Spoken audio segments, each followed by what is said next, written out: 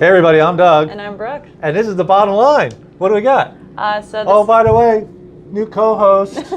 Yes, I'm so hard to work with that I can't keep co-hosts. Douglas, that's not true. No, that's not true. They have real jobs that take them all over the world, so it's like, But anyway, Brooke, my chief stew, has been so cool about helping me out to keep the show going. So welcome, Brooke. Thank you. You guys are going to love her. She's awesome. Thanks.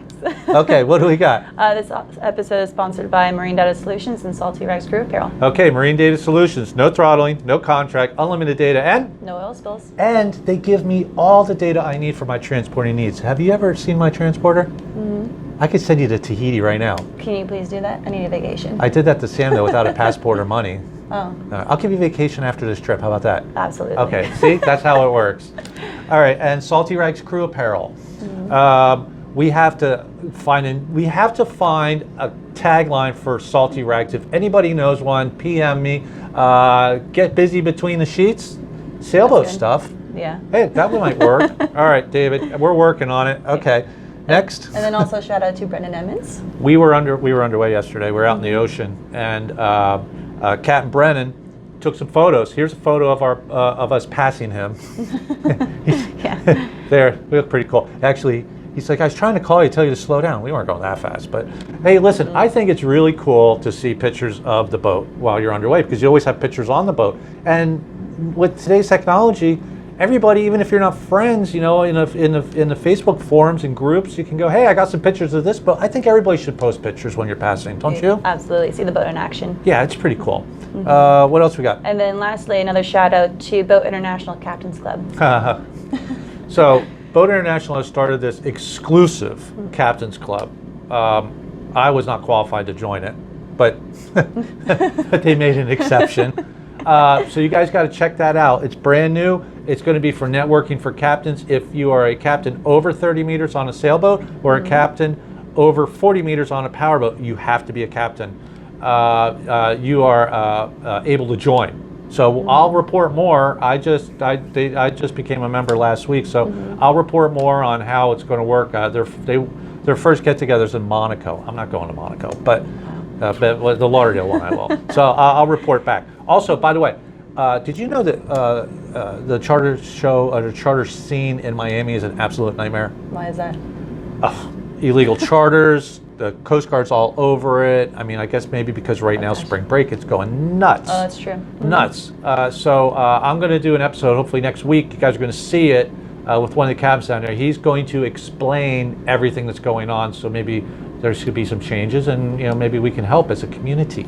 As a community. As a community. Okay, next. So Yacht Industry news: a yacht designed by Porsche. I will, take a look at this. It kind of looks like a Porsche, doesn't it? Mm-hmm. It's fast too. It's not a new boat. It was just recently up for sale again. It's been all over the world. But how cool is it if you drove a Porsche and then you go to the weekend boat, which is a Porsche? Yes. We put a bumper sticker on back. My other boat's a Porsche. I don't know. I think it's pretty cool. They've actually built a couple. Here's another one. This one's a little smaller. It's they call it a mega yacht, but it's not. But anyway, just kind of cool seeing Porsches out on the water. Yeah, if you haven't realized this by now, Doug's a big advocate for Porsche. A little bit. Just a little bit. Yeah, I've dabbled. Okay. Also, Perini Navi, the Tabacchi family wants Perini back and appeal against the bankruptcy sentence. Okay, so we all know that San Lorenzo and Ferretti formed a corporation. They went through all that to do 50-50 partnership to save Perini Navi. Mm-hmm. Now the family they don't want to give it up. So there's a little bit of fighting going on in Italy right now. Perini, it'll survive one way or the other if the family can come up with the money to get them out of bankruptcy, or the San Lorenzo Ferretti deal goes through. So the boats will be around. They're beautiful boats. Yeah. They're sailboats, I think. Yeah, they are sailboats, yeah. Yeah. There was a question if I knew sailboats before, but yeah. Either way, I hope they get it squared away, but yeah, some issues. Some issues Next. Indeed. So 61 meter scientific expedition yacht concept Arctic Owl has been revealed. Look at this thing. Looks like a cartoon. Cartoon, definitely a solid build. I mean, it's actually really cool. Would you like working on that? I don't want to go anywhere specifically cold, so maybe it's dependent. Well, this boat is designed to go to the Antarctic. It's ice classed. It's got 2 helicopters, 2 submarines. Captain Les would love that. It's got 4 tenders. It's designed to not pull into port anywhere for months. But how many guests do you have? Up to 10 guests and only 6 crew. Wait a minute, 61 meter with only 6 crew? We're 36 meter and we're 6 crew. So you get to go down to the Antarctic for 6 months, just the 6 of you, with 10 guests. Yes. Where the owner's wife is complaining, this isn't bikini weather. No. You promised me same parts. Okay. Yes. They also have another one. This is a bigger one. This is 117 meter. How many crew do they have on? It was 20 crew. 12. 12 crew. No. Ew. That's nuts. For that size vessel, only 12. Well, obviously this guy doesn't like crew. But yeah. Okay, next. So the Queen Mary operator to auction lease for ship after filing for Chapter 11 bankruptcy. Queen Mary's in trouble again. If you guys don't know what the Queen Mary is, it's a cruise ship. No, it's an ocean liner. Okay, it was built in Belfast, named after the Queen of England, and then it sits in San Diego. That the city owns now, the boat, and it's run by people that a company in Singapore. That was a lot. That's a lot. Geez, wonder why I went through bankruptcy. Yeah. I mean, there's too many hands in the pot. It went up for bankruptcy. This company signed a 66-year lease only in 2016. 2015, the city's like, hey, look, we're going to give you this lease, but it needs $289 million worth of repairs. The company that manages it is a hotel company. Like, you know, they manage a lot of hotels, but they just can't. They went bankrupt over COVID. The city also pumped in $23 million for immediate repairs. Guess what the city's doing now? What are they doing? They're running an audit to find out where the $23 million went. They can't find it. Just can't find $23 million. Jesus Christ. Really? Wow.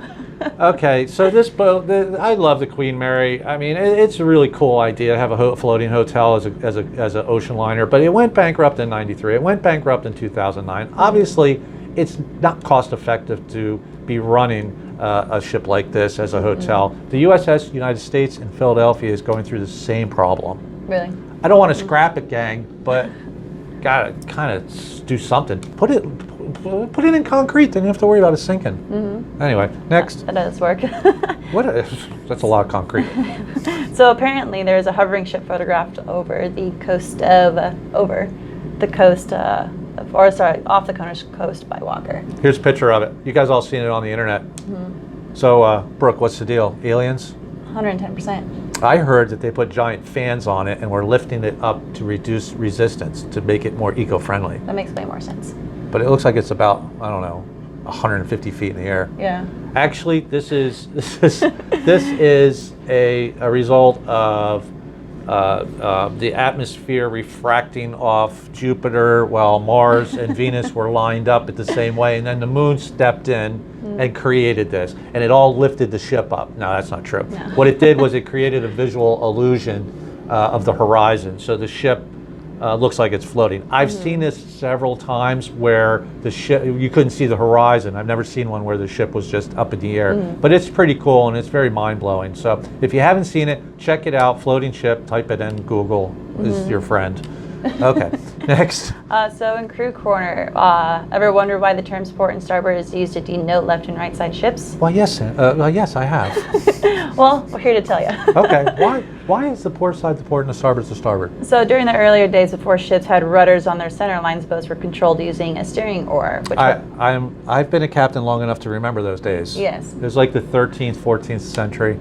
Oh, that long ago? Yeah, I actually could never be a captain because I'm left-handed. Yeah, because since it was always more common for everybody, obviously, to be right-handed, it would always be put on to So they put the rudder on the right side for right-handed people? That's rude. I had the same damn problem in high school with baseball gloves. Yeah. Seriously. I mean, you have a whole team of baseball players and you only have 2 left-handed gloves? What if there's 3 left-handed? Okay, go ahead. So it became the steering side, which the term was coined starboard because star would be the steer side and board would be the side of the actual boat. Wait a minute. So larboard, what? Starboard. Starboard, and then the port side would be It was then called larboard. It would be Wait. port side. So you had the port side was called larboard, and then the starboard side was called starboard. Yeah. Isn't that a little confusing? Well, Go to starboard. Did you say larboard? No, starboard. Starboard. Larboard it is, sir. Yes, because the larboard, lar would be mean to load on the port side. That makes sense. Yes, and boarding would be the ship side. So, because the rudder's on the right side, starboard side, you'd always board the cargo on the port. You'd always tie up on the port side. And that was the larboard side. Yep. Okay, then you have the starboard side. Yes. Larboard, we don't call it larboard anymore. No, a lot of people got too confused during communications between saying larboard, starboard. So it's kind of Went stuck to with port instead. because you tie into port, Yes. the harbor, the port. So that's how port is where the ships used to always tie up because the rudder was on the starboard side. It used to be larboard, starboard, then it went to port and starboard, and now we just tie up any way we want. Yeah. You know, because I have bow thrusters. Yeah. I have controls on the I have controls on the larboard side. Yeah. So I can dock larboard or starboard. So listen, I know everybody who watched James Cameron's Titanic are like, well, the iceberg was on the right side, and the guy said hard to port, and then you saw in the movie the guy's turning all the way to starboard. Well, the reason for that is as early as the 20th century. Is this the 20th century or the 21st? We're in 21st now. When are we supposed to have flying cars? Supposed to. Okay. The 20th century is as late as that.